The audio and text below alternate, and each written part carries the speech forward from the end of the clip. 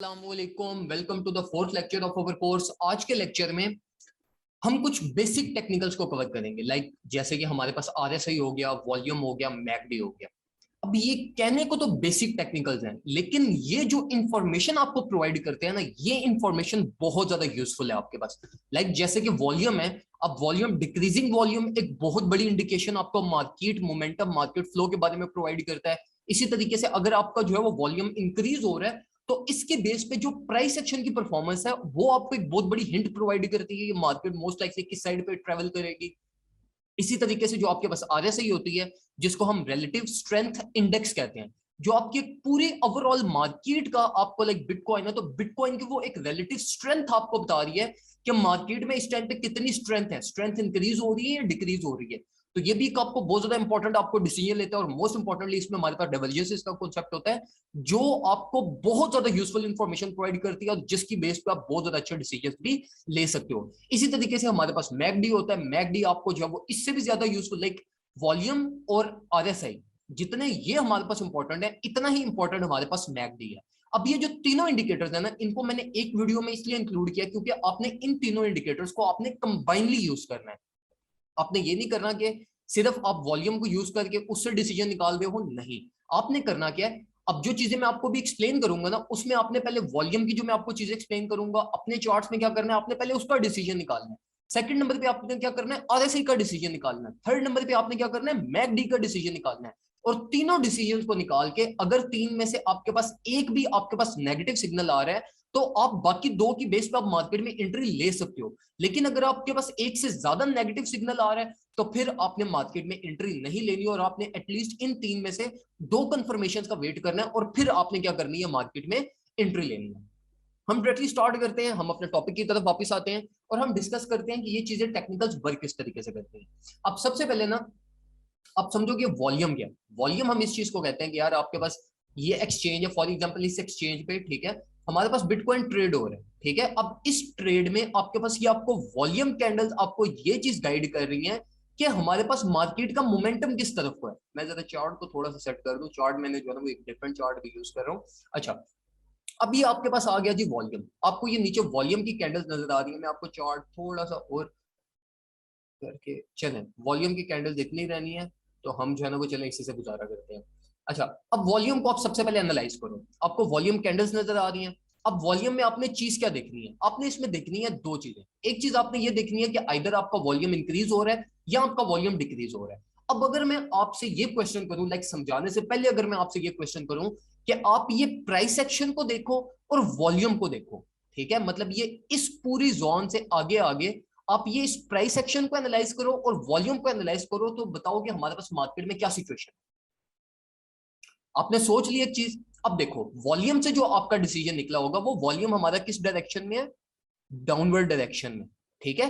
मतलब हमारा वॉल्यूम क्या हो रहा है, हमारा वॉल्यूम कंसिस्टेंटली डिक्रीज हो रहा है। अगर आप यहां पर देखो, तो हमारे पास मार्केट यहां पर डंप की हुई थी और हमारे पास वॉल्यूम डंप में हमारे पास वॉल्यूम ज्यादा था। अब इसी के कंपैरेटिवली अगर आप ये इस पंपी प्राइस को देखो, जिसमें हमारे पास मार्केट ये पंप करके गई है, अगर आप ये इसको एनालाइज करो, तो हमारे पास जो मार्केट में पंप हो रहा है, वो पंप हमारे पास क्या हो रहा है, इंक्रीज हो रहा है। मतलब हमारी प्राइस एक्शन पॉजिटिव है, लेकिन हमारा वॉल्यूम क्या चीज है, हमारी वॉल्यूम हमारा नेगेटिव है। अब सबसे पहली चीज क्या, अब देखो, जब आपके पास प्राइस इंक्रीज कर रही है ना और आपका जो वॉल्यूम है वो आपका डिक्रीज हो रहा है, तो इसका मतलब ये है कि मार्केट आपके पास खोखली पंप कर रही है। इस चीज को हम कहते हैं बिरिश डाइवर्जेंस। इसका मतलब ये हुआ हमारे पास कि मार्केट का जो मोमेंटम है ना, जो बाय प्रेशर है, वो तो हमारा डिक्रीज हो रहा है, वो तो आपके पास डिक्रीज हो रहा है। मार्केट में न्यू मोमेंटम इनफ्लो नहीं कर रहा, लेकिन price due to some factors आपके पास क्या कर रही है, इंक्रीज कर रही है। तो इस चीज को हम क्या कहते हैं, बिरिश डाइवर्जेंस ऑन वॉल्यूम। अब ये हमारे पास क्या चीज होती है कि अगर आपका वॉल्यूम डिक्रीज कर रहा है और आपका प्राइस एक्शन पॉजिटिव है, तो इसका मतलब ये है कि आने वाले किसी भी नियर टाइम पे आपकी प्राइस फेल कर सकती है टू मेंटेन वॉल्यूम, ठीक है। वॉल्यूम में क्रिप्टो है ना, crypto is all about equilibrium, ठीक है। जितनी आपकी लॉन्ग्स पोजीशन चल रही है, अगर आपकी उतनी शॉर्ट्स पोजीशन लिक्विडेट नहीं होंगी, तो मार्केट आपकी नहीं चल सकती। इसी तरीके से जितनी आपकी शॉर्ट्स पोजीशन प्रॉफिट में है, उतनी अगर आपकी लॉन्ग पोजीशन लिक्विडेट नहीं होंगी, तो आपकी मार्केट नहीं चल सकती। इसी तरीके से अगर आपका वॉल्यूम जो है वो इम्बैलेंस है, आपका वॉल्यूम डिक्रीज कर रहा है और आपकी प्राइस एक्शन पॉजिटिव है, तो मार्केट अपने आप को करेक्शन लेने की तरफ, नीचे की तरफ लाजमी आएगी, जिससे मार्केट अपने वॉल्यूम को मेंटेन करती है। ठीक हो गया। अब इसको हम कहते हैं बिरिश डाइवर्जेंस। बिरिश डाइवर्जेंस आपके पास जब भी चार्ट में होती है तो ये हमें क्या चीज गाइड करती है, ये हमें ये चीज गाइड करती है कि मार्केट आपके पास आने वाले किसी भी अनकरीब टाइम पे मार्केट आपकी फेल कर सकती है। ठीक हो गया। अच्छा सबसे पहली चीज आपने समझ ली वॉल्यूम। अब ना मैं आपको ना आरएसआई और मैकडी पे जाने से पहले ना मैं आपको एक और आपका कॉन्सेप्ट क्लियर कर दूं, जो मतलब डबल टॉप डबल बॉटम एक हमारा पूरा सेपरेट टॉपिक है, लेकिन मैं आपको जो है ना वो एक छोटी सी इसकी एक जो है ना वो आपको गाइडलाइन प्रोवाइड कर दूं, क्योंकि ये चीज भी आपने अभी प्रैक्टिस में यूज करनी है।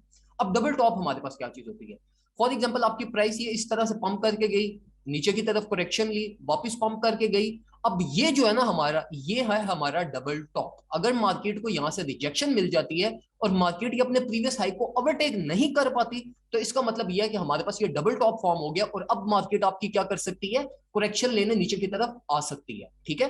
अब ये चीज मैं आपको क्यों एक्सप्लेन कर रहा हूँ, ये चीज मैं आपको इसलिए एक्सप्लेन कर रहा हूँ कि जब भी आपने ये देखना है कि यार आपके पास वॉल्यूम डिक्रीज होता जा रहा है कंसिस्टेंटली, ठीक है, अब आपने ये देखना है कि यार डिक्रीजिंग वॉल्यूम में मार्केट तो पंप कर रही है, लाइक हमें ये चीज पता चल गई कि ब्रिज डाइवर्जेंस हो रही है, लेकिन आपने कोई ऐसा पॉइंट फाइंड करना है जिससे आपको ये पता चले कि यार ये कब तक ये इसी तरह चलता रहेगा, कब तक वॉल्यूम डिक्रीज होता रहेगा और कब तक प्राइस ये पंप करती रहेगी। आपको कोई एक सिम्टम चाहिए, कोई आपको सिग्नल चाहिए जिसकी बेस पे आप मार्केट में क्या कर सको, डिसीजन ले सको। तो हम क्या करते हैं कि अगर फॉर एग्जांपल आपके पास ये ब्रिज डाइवर्जेंस यहाँ पर हो रही है और आप यहाँ पर ये देख लो कि यार हमारे पास ये यहाँ पे मार्केट एक डबल टॉप फॉर्म कर रही है डेली चार्ट पे, अगर हमारी ये मार्केट यहाँ पे अब ये इस रेजिस्टेंस को, प्रीवियस हाई को ओवरटेक कर लेती है, तो इसका मतलब यह है कि हमारे पास अभी डबल टॉप फॉर्म नहीं हुआ और हम एक्सपेक्ट कर सकते हैं कि मार्केट अभी भी कुछ पंप करेगी और हमारा वॉल्यूम बेशक डिक्रीज होता है लेकिन मार्केट आपकी पंप करती रहेगी। लेकिन हमारे पास ये की चीज हो कि अगर हमारी ये डेली कैंडल ये इस रेजिस्टेंस से, जो हमारे डबल टॉप की रेजिस्टेंस बनती है,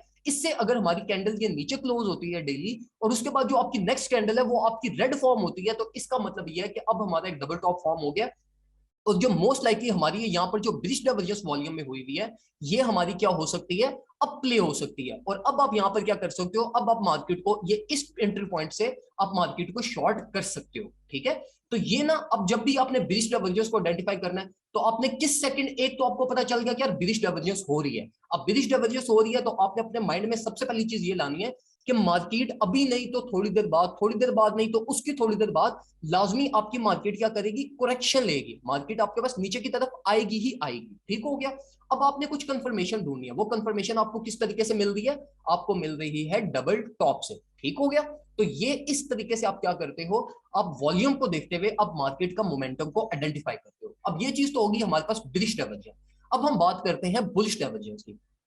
अब फॉर एग्जांपल आपके पास ये चीज हो कि आपका ना वॉल्यूम ये इस तरीके से इंक्रीज कर रहा है, ठीक है, आपका वॉल्यूम इंक्रीज कर रहा है, लेकिन प्राइस एक्शन पे आपके क्या हो रहा है, आपके प्राइस एक्शन पे आपकी प्राइस जो है वो डिक्रीज कर रही है। सॉरी ये थोड़ी सी हमारी इंटरप्शन हो गई है क्योंकि मैं डिफरेंट चार्ट यूज कर रहा हूँ, तो इस वजह से जो है ना वो हमें अब वापस जाना पड़ेगा। चले कोई बात नहीं, थोड़ी सी इंटरप्शन है हमारी, तो हम जो है ना वो ये इसको थोड़ा सा दोबारा से रिलोड कर लेते हैं। ठीक हो गया। अच्छा खैर मैं आपको वैसे जब तक ये हमारा लोड होता है मैं तब तक आपको जो है ना वो जरा वैसे आपको गाइड कर देता हूँ।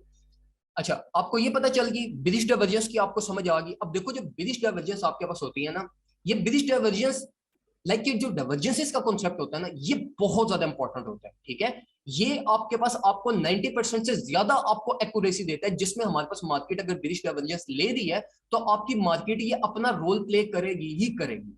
ठीक हो गया। तो ये जो हमारे पास डाइवर्जेंसेस होती हैं ये बहुत इंपॉर्टेंट होती हैं, जिसको आप इग्नोर नहीं करते। ठीक हो गया। अच्छा हमने ब्रिज डाइवर्जेंस को समझ लिया, अब हम समझते हैं बुलिश डाइवर्जेंस को। अब बुलिश डाइवर्जेंस में मैंने आपको अभी तक क्या बात बताई है, मैंने आपको ये चीज बताई है कि अगर आपका वॉल्यूम ये इस तरीके से, आपके वॉल्यूम इंक्रीज हो रहा है, फॉर एग्जांपल यहाँ पे ना आपकी ये इधर अब ग्रीन कैंडल्स फॉर्म होना शुरू हो जाए, ग्रीन कैंडल्स फॉर्म हो रही है, रेड भी हो रही है, ग्रीन भी हो रही है, लेकिन आपका वॉल्यूम अल्टीमेटली क्या हो रहा है, ये इस तरीके से आपका वॉल्यूम इंक्रीज हो रहा है। और अगर आप उसके कंपेरेटिवली यहाँ पे प्राइस देखो ना, तो प्राइस वो इस तरह आपकी क्या कर रही है, डिक्रीज कर रही है। ठीक हो गया। प्राइस नीचे की तरफ आपकी आ रही है और आपका वॉल्यूम इंक्रीज कर रहा है। तो ये हमारे पास क्या चीज होती है, इसको हम कहते हैं बुलिश डाइवर्जेंस। अब बुलिश डाइवर्जेंस में हम फिर किस चीज को आइडेंटिफाई करेंगे, हम ये देखेंगे कि अब ये कब तक चलता रहेगा। अब बुलिश डाइवर्जेंस आपको पता चला तो सबसे पहली चीज आपने अपने माइंड में ये लानी है कि भाई अब प्राइस ये किसी भी यहां सर आपकी प्राइस पंप कर सकती है, अपवर्ड साइड पे आप जा सकती है। ठीक हो गया। बुलिश डाइवर्जेंस से आपको एक ये सिग्नल मिल गया कि भाई अल्टीमेटली प्राइस ने क्या करना है, अपवर्ड साइड पे जाना है और एक इनसेन पंप मार्केट में आ सकता है।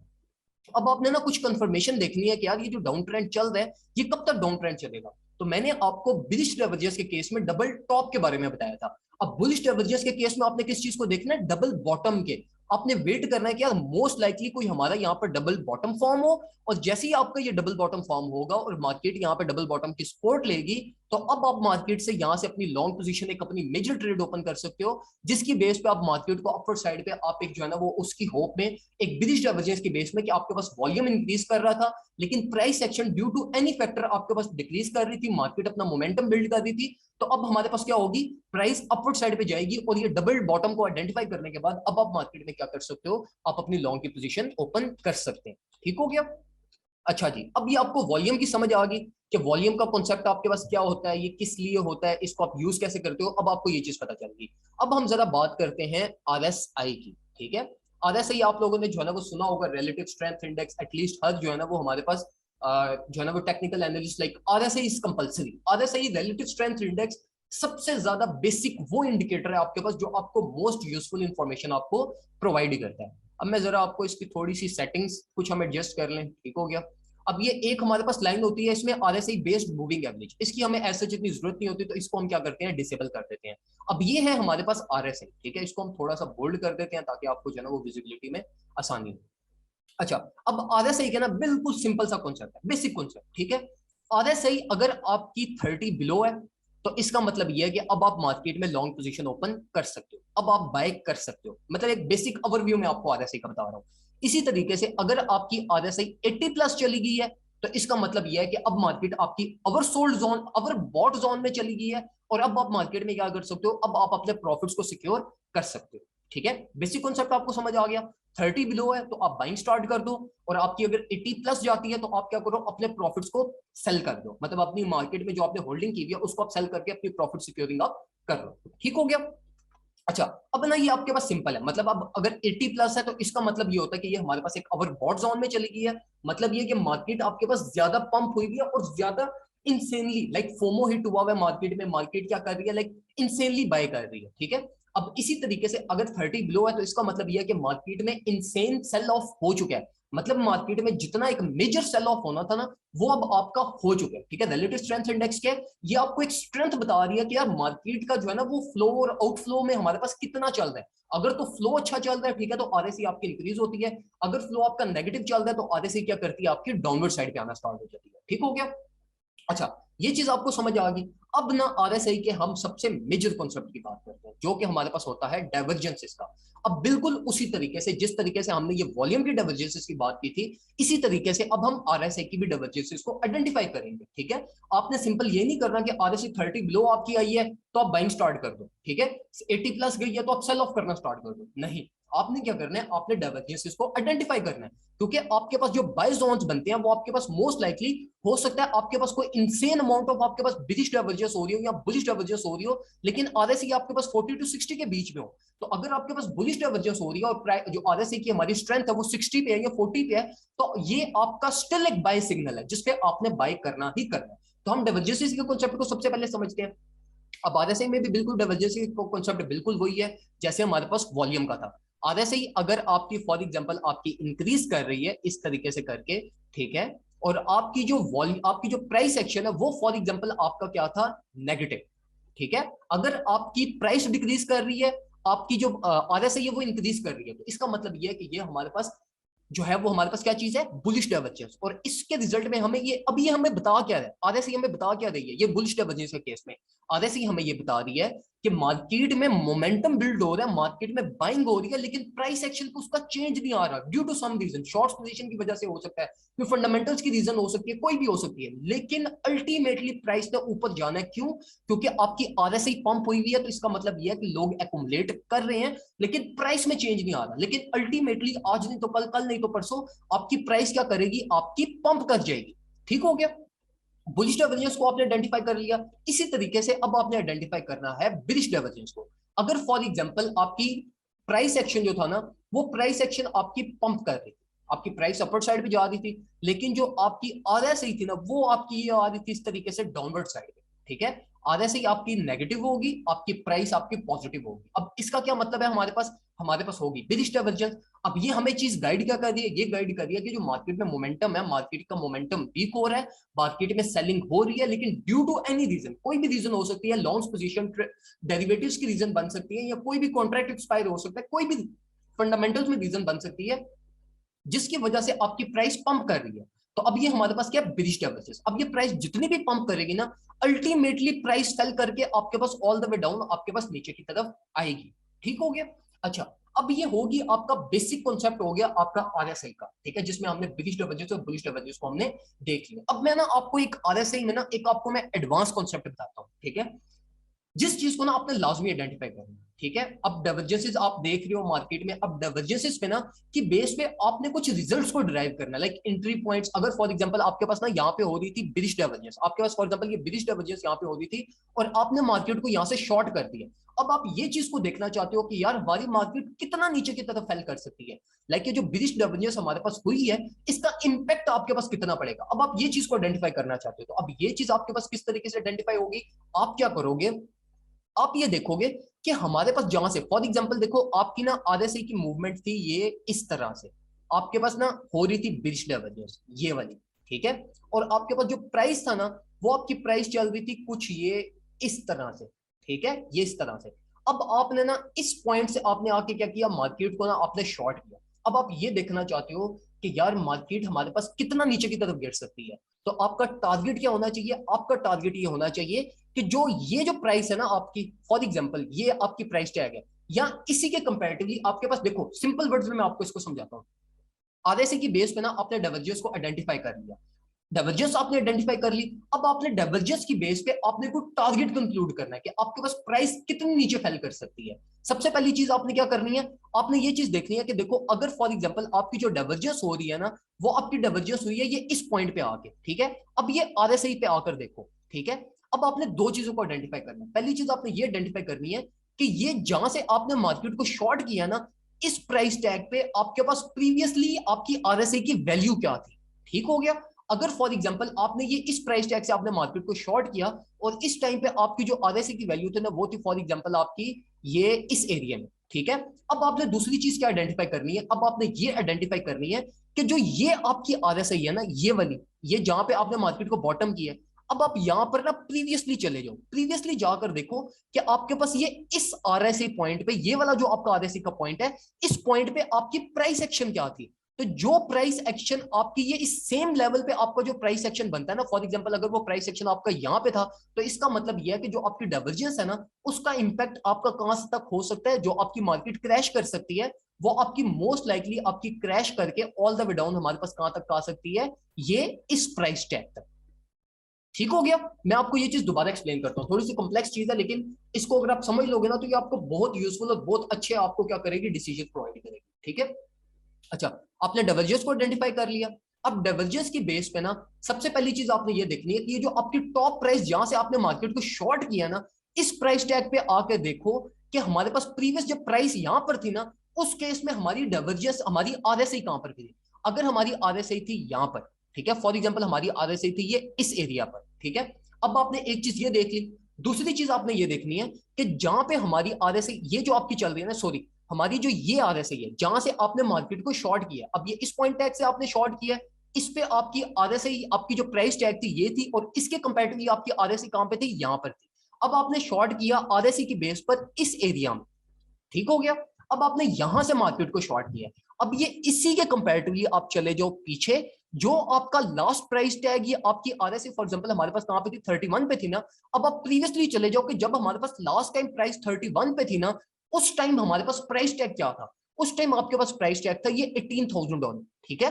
तो अब आपके पास ये क्या सिग्नल मिला आपको कि अब जो आपने ये शॉर्ट की पोजीशन यहां से आपने मार्केट में ओपन की है, इसका एक आपका टेक प्रॉफिट टारगेट आपका यहां तक हो सकता है अल्टीमेटली। मतलब जो मोस्ट लाइकली आपका टारगेट होगा ना on the basis of RSI, वो आपका टारगेट कहां तक आ सकता है, ये इस जोन तक। ठीक हो गया। तो इस तरीके से आप क्या करते हो, आप बिरिश डाइवर्जेंस की बेस पे आप अपनी मार्केट को शॉर्ट करते हो, और उसी तरीके से जो मैंने आपको डबल टॉप का कॉन्सेप्ट बताया था वो सारी चीजें आपने आरएसआई में भी देखनी है, ठीक है। और देखते हुए जैसे ही आपके ऊपर डबल टॉप की फॉर्मेशन हुई, मार्केट को शॉर्ट कर दो, आपको पता चला भाई नीचे बिरिश डाइवर्जेंस हो रही है, शॉर्ट करो। और टारगेट आपको किस तरीके से पता चलेगा कि जो आपकी आरएसआई, जो करंट आरएसआई है, उसकी बेस पे आप प्रीवियसली जाकर देखो कि हमारे पास प्रीवियसली उस टाइम पे क्या प्राइस टैग था, ये प्राइस टैग था, तो मोस्ट लाइकली आपकी मार्केट फेल करके कहां तक आएगी, यहां तक। ठीक हो गया, ये चीज आपको समझ आ गई। अब same is the case for bullish divergence. अगर बुलिश डाइवर्जेंस हो रही है तो फिर आपने क्या करना है, जिस तरह हमने ये बॉटम के लिए हमने आइडेंटिफाई किया था, तो आपने अब क्या करना है, अब आपने ये इसी के कंपैरेटिवली आपने टॉप को देखना है कि आपके पास टॉप पे जब आरएसआई चल रही थी। फॉर एग्जांपल मैं आपको ये भी एक्सप्लेन कर देता हूँ, आप लोग कहीं कंफ्यूज ना हो जाए इसको लेकर। अच्छा, अब आपके पास जी हो रही थी बुलिश डाइवर्जेंस, प्राइस आपकी चल रही थी, ये आपकी आरएसआई चल रही थी, और आपकी जो प्राइस एक्शन था ना, वो आपका ये प्राइस एक्शन था। ठीक है जी, आपका प्राइस एक्शन था ये। अब आपने जी देखा हमारे पास बुलिश डाइवर्जेंस होगी, अब आपने मार्केट को करना है लॉन्ग। ठीक है, अब आपने लॉन्ग किया इस प्राइस टैग से, ये आपने आरएसआई की वैल्यू थी यहां से, आपने लॉन्ग किया ये इस प्राइस टैग से 16,000 से। ठीक है, अब आपने क्या करना है, अब आप प्रीवियसली चले जाओ कि हमारे पास प्रीवियसली जब मार्केट आपके पास ये इस जोन में थी ना, मतलब जब आपकी आरएसआई 55 थी, अब उस जोन पे चले जाओ। 55 जहां पे आपकी आरएसआई थी, उसी के कंपैरेटिवली यहाँ पे आके उसकी प्राइस देख लो, उसकी जो प्राइस आपकी चल रही है, तो ये मोस्ट लाइकली वो आपका प्राइस जोन है जहां तक आपने अपनी लॉन्ग पोजीशन को ओपन रखना है। ठीक हो गया। अब ये ना कॉन्सेप्ट हमारे पास, ये कॉन्सेप्ट मैं आपको गारंटी से कह सकता हूं कि आपको कोई भी कोर्सेज वाले, कहीं पे आपको यूट्यूब, ये चीज आपको कोई भी नहीं सिखाएगा। क्यों? क्योंकि ये वो कॉन्सेप्ट है जो टाइम बाय टाइम आपके पास चेंज होते रहते हैं। ठीक है, तो ये आपके पास होगी आरएसआई में कि आपको आरएसआई आप किस तरीके से यूज करते हुए आप बिलिश डाइवर्जेंस, बुलिश डाइवर्जेंस, आप अपने हायर टारगेट्स, अपने लोअर टारगेट